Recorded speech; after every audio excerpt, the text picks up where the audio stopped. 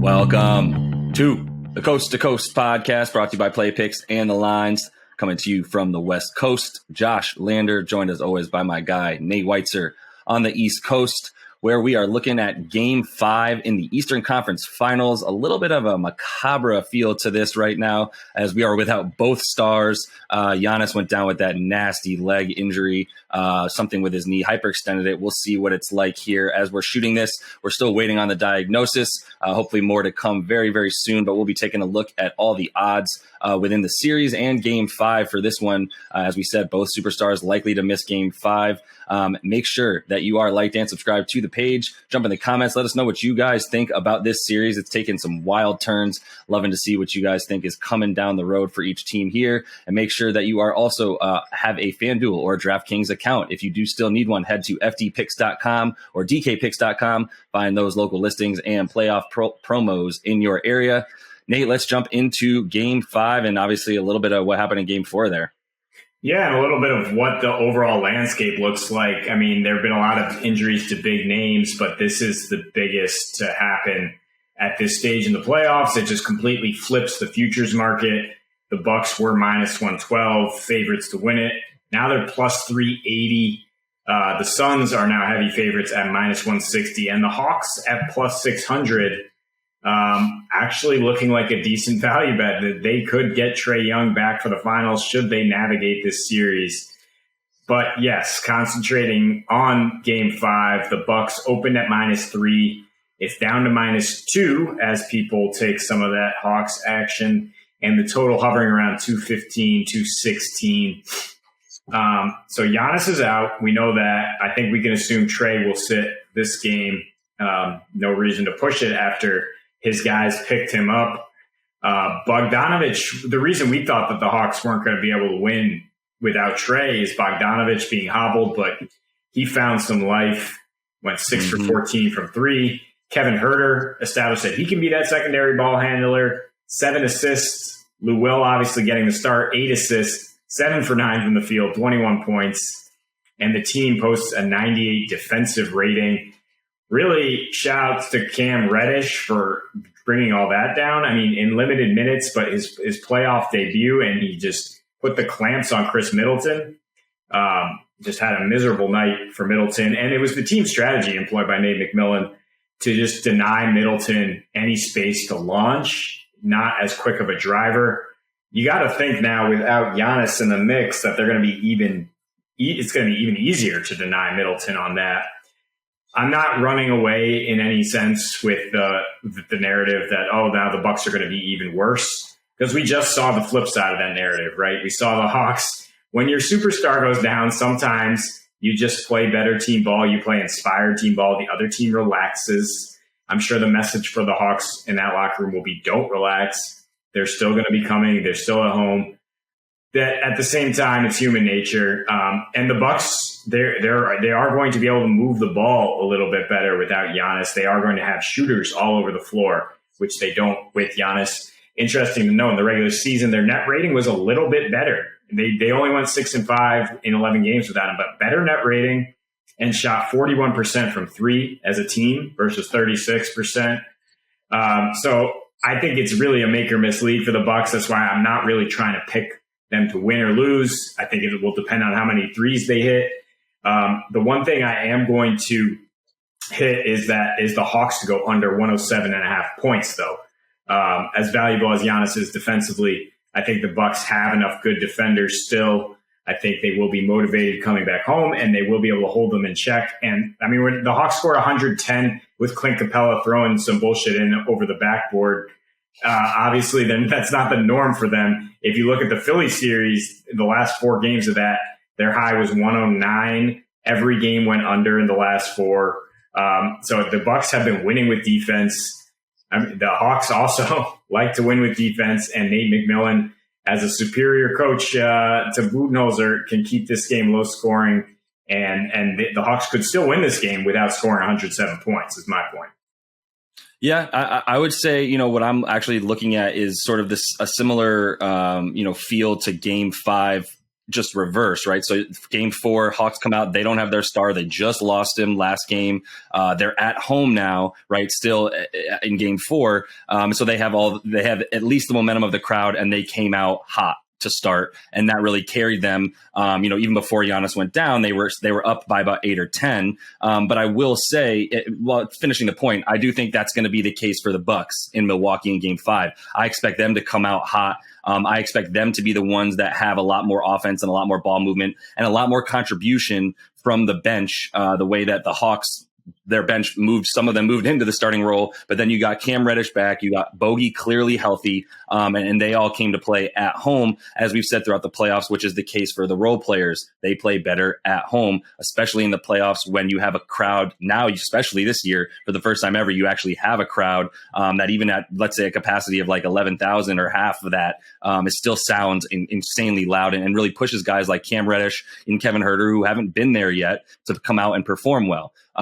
Like I said, I think that to be the case for the Bucks. I am saying I like their small spread there at -2 in Game 5. I think Chris Middleton is someone that I am looking to rely on in Game 5. I know he shied away from certain moments, but this is one that, especially this year without Giannis, he's the guy who steps up in the scoring role, as you would predict, when Giannis is not around, and things are a little bit more open for him, as now he's not just a shooter playing off of Giannis at times. He's the guy controlling the offense with other shooters playing off of him now. So I do like the Bucks for that reason. However, I will say for the Hawks side of things, Bogey being back and looking like Bogey was huge. And Kevin Huerter, I think, is someone who is showing he can run an offense. Lou Will had an incredible game.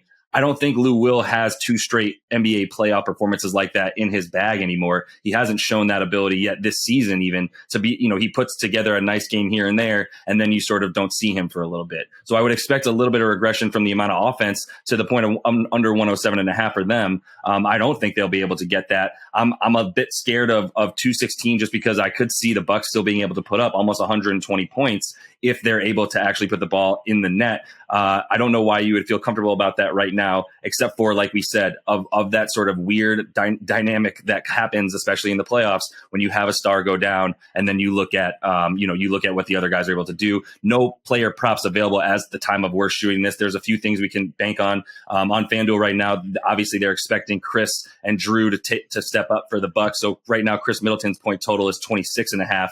Drew Holiday is 21.5. But we still don't know if Trae Young is playing. So we're still waiting for a bunch of those props on the Hawks side. You can get Bogdanovic at the moment to go over 23.5 points, rebounds, assists, which is what I would be looking at. If he's healthy, you could pretty much pencil him in for 20 points. And he looked pretty good in Game 4, that's for sure. For me, this is the time where Drew Holiday has to step in and prove that he was worth the contract they signed. He was fantastic in Milwaukee. 55 points on 8 for 16 shooting from deep, 17 assists in those first 2 games in Milwaukee. I think it will kind of be his show to a degree because of the attention Middleton is getting. One of my favorite prop bets on DraftKings is for him to hit 3 threes, and you get plus 160 on it. I mentioned that stat about the team shooting a lot better from 3 without Giannis, and that's what their approach is going to be. We've seen the Bucks be more versatile, even with Giannis in the lineup and sucking in that defense. They set a record earlier this season, right, in terms of threes hit. I think we will still see that dribble penetration from Pat Connaughton, from Holiday himself, and the ball will find him again, and he'll be able to knock down shots. And if Lou Williams is the guy lining up across from him, I don't think he's going to have any trouble getting to the hoop and scoring. So, right. Those are the props I would be eyeing first and foremost. Drew Holiday, Hawks under, and I'm not necessarily trying to predict how the Bucks are going to respond, but I do like your point that, yes, I think they'll come out stronger. I would like looking at some first quarter or first half lines in that regard, saying the Bucks are going to come out with something to prove. Obviously, this team has really ebbed and flowed in terms of their intensity that they bring, getting blasted several times for just not bringing it. And Giannis covers up a lot of mistakes, a lot of bad coaching that now might be exposed. So I'm not feeling confident enough to take Coach Bood to adjust the way we saw Nate McMillan do in Game 4 and get the Hawks a win. But I do like the props I mentioned. Yeah, it's a good point, but I think, what we're talking about here is that not only, the starters are going to be different now for each team, but that obviously then affects the bench, which is already very short. You saw mostly for Milwaukee in the entire playoffs, and definitely in this series especially, they're basically going with a 7-man rotation with Bobby Portis and Pat Connaughton getting the most time off the bench, Bryn Forbes occasionally coming in, but really it's a 7-man rotation that now is even shorter, or means Bryn Forbes steps in as a part of that 7-man rotation. And you're also looking for some size with guys like Thanasis coming in and really being the one, the only other backup big that you even trust being on the floor for any amount of time during that second unit, which would mean that the second unit for the Hawks, in my opinion, would have an advantage as they are a little bit deeper. And now, Nate McMillan showed the sort of the lack of fear in playing someone like Chris Dunn, and then Cam Reddish, who had a huge game, came out defensively to your point, but also had 12 points. I don't think you can expect that from those guys, which means that, when that second unit comes on, I don't think they'll have nearly as big an advantage as they had in Game 4. But either way, yeah, I was looking this up because I was going back and forth on Twitter with one of our followers. And basically, he was telling me, last game, the Suns under kind of screwed me. Josh was saying you should bet a lot of unders in these playoffs. And I went back and looked and I go, well, specifically Phoenix is 6-9, but then making the point over into the game we're talking about here, these two teams are the reason that the under total in these playoffs is 38 and 36 right now versus the over. And that's because the Hawks are 12-3-1 in these playoffs as far as the under goes, and the Bucks are 7-3-1. So both of these teams are the two teams contributing the most to why we're seeing a ton of unders in these playoffs. And I do think that there's just too many points in time, especially without two stars and a lot more bench players getting time, that we're just going to see dry spells of offense. And we can probably continue to feel pretty good about that. So either way, Nate, it is a little bit of a sad, I hate to use the word, but a sort of sad, unfolding of events here going down in the playoffs with these injuries. It is the biggest storyline at this point, taking over as it's impacting these teams, and definitely, as you mentioned, flipping and flopping and reversing all over the place, the championship odds, the championship finals MVP odds, and all these types of things. So definitely stay on top of all the injury news to see how that's impacting all the lines and the odds moving forward in these crazy NBA playoffs. That is all the time that we have for today. So make sure to like and subscribe to that page, jump in the comments, and hopefully we'll be back with a pretty fun Game 5 recap the next time we're talking Bucks and Hawks. And until then, happy betting.